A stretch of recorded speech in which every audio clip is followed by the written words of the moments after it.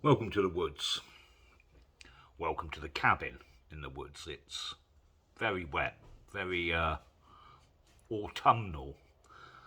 The summer has passed us by, and here we are. So expect a few more of these to be shot from inside the cabin. If you can hear strange noises in the background, there's 7 dogs floating around. Some of them are snoring, some of them are snuffling and doing what dogs do. So I apologise for that, but there may be some background grunts, groans and snores. And I've got quite a lot to talk about. I just spent a weekend, so Friday night, Saturday and Sunday, on the first plot of land that the Woodlander initiative purchased in Wales. And I was there to do a job. After the first time a few of us got together there, it became apparent that because there was lots of women and lots of children, toilet facilities were going to be needed, especially if the land is going to be used and utilised on a regular basis. And it has been. Every single week people are there. So I decided to go down and build a toilet facility and a shower facility. And I put a little shout out and said, if anyone is free that weekend, come on down and give me a hand. And around 50 people showed up. And it was an eye-opener. It was rather incredible. I'll explain why. When I turned up on the Friday night, I got there about 8 o'clock. And to reach the land, you have to drive down a rather long, about half a mile of farm track. There was a group of our members with wheelbarrows and spades, filling in every pothole and removing every obstacle on that track. No one had asked them to do it, but it was a job that needed to be done. And throughout the whole weekend, everybody I encountered asked, what can I do to help? Give me something to do. And we raised 2 buildings. And in the evenings, we sat round a campfire and we talked and we laughed and we ate food. And we shared homemade bread that someone had brought with them and homemade jam.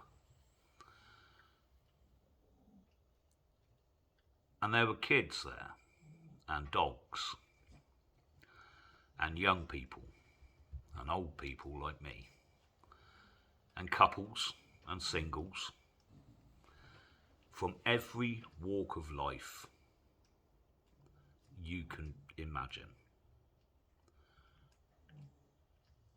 People had driven hundreds of miles at their own expense to work solidly for 2 days for no financial recompense whatsoever.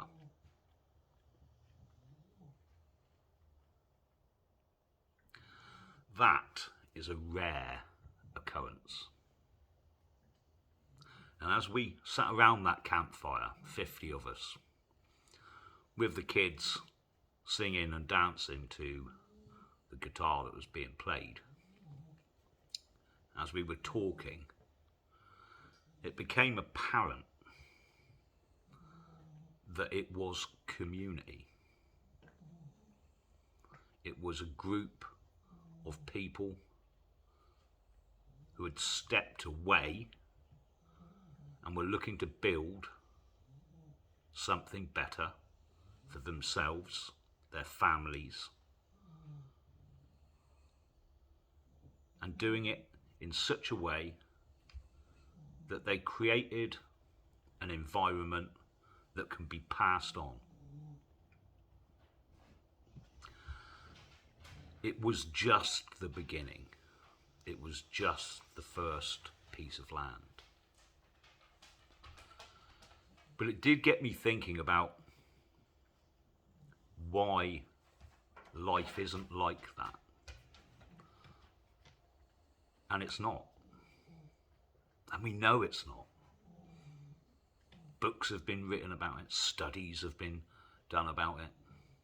The breakdown of social trust. And none of that, none of those negatives were there in that group. The kids just ran around playing outside. There was someone teaching archery. There was someone doing magic tricks to keep them entertained. Nobody was looking over their shoulder to make sure their wife was okay. A high trust society, a community, something that has been utterly lost. And we ask those questions often, don't we? How come we don't talk to our neighbours? How come we don't sit outside round the fire pit? How come we don't do these things? If we do, there's some sort of special occasion, rarely replicated. And I think the reason is that we outsourced everything. We outsourced everything for comfort and convenience. We'll let a council do this. We'll let another group do that. We'll pay a bit more for it. Our poll tax or community charge will go up because we'll outsource this work so our lives are more convenient. To the point that our lives are lived, atomised, sat in front of a TV screen, rarely talking to people in our own community. And then you have the added burden of thousands of people that don't talk your language, that don't have your customs, that aren't like you, that don't share your heritage, don't share your history,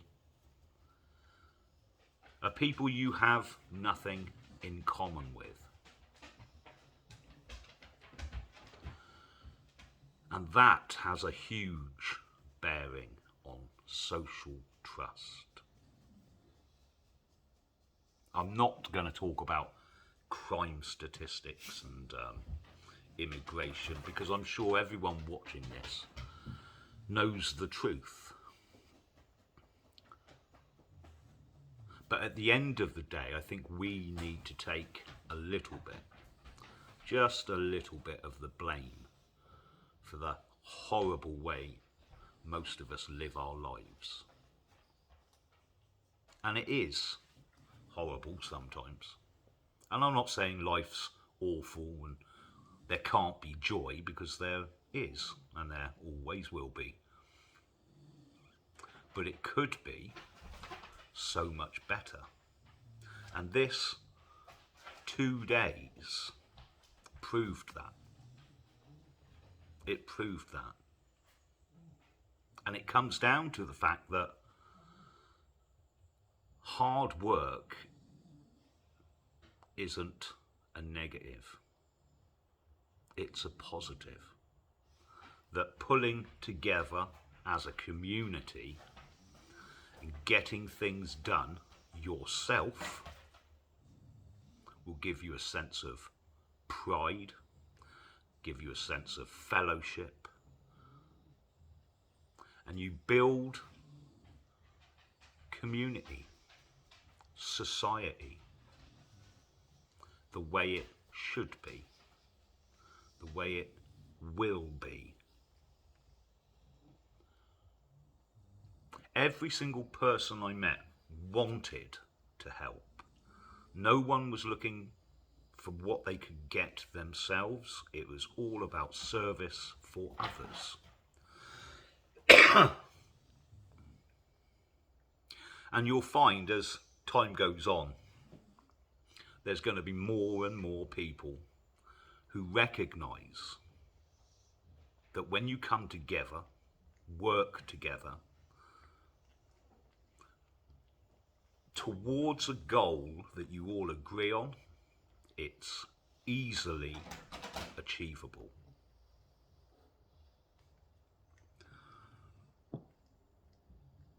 A young lad turned up on the Saturday. He bought a ticket because he doesn't drive, a train ticket from London. And before his journey had ended, they said there was a problem with the ticket and he'd have to buy another one for the whole journey. And he refused, rightly. He'd already paid the money. He showed them the receipt, but they were having none of it. So he was asked to leave the train 40 miles before the end of his journey. And he had his bike with him. He was planning on cycling the last 3 or 4 miles from the end of the train journey to the land. And he got on his bike and he rode 40 miles just to be there, just to help. His first words when he got through the gate at that land was, "What can I do to help?"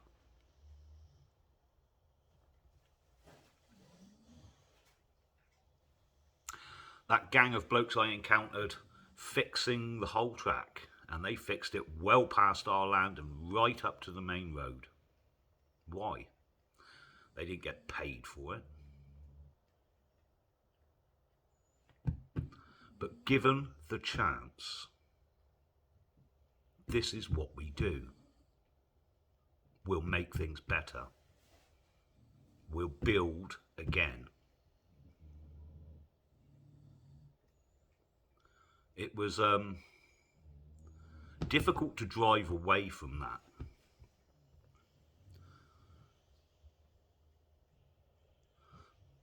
But we move forwards. We buy more land throughout the whole of this country. We improve lives for individuals, for families, for groups. Those groups work together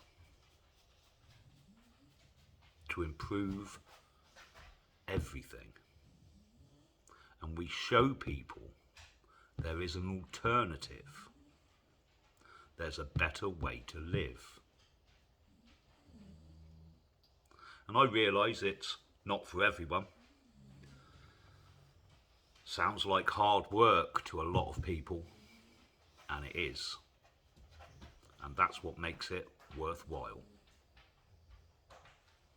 So here's to the doers. Here's to those 50 people I met at the weekend. Here's to the triumph of their will. I salute you. You're the beginning of the future. And thank you lot for watching. Please give it a like. Subscribe if you're not subscribed. I'll get another video out next Tuesday. Hopefully I can sit outside where I usually do. But if not, I'll still be around. I'll speak to you later, you lot. Bye-bye.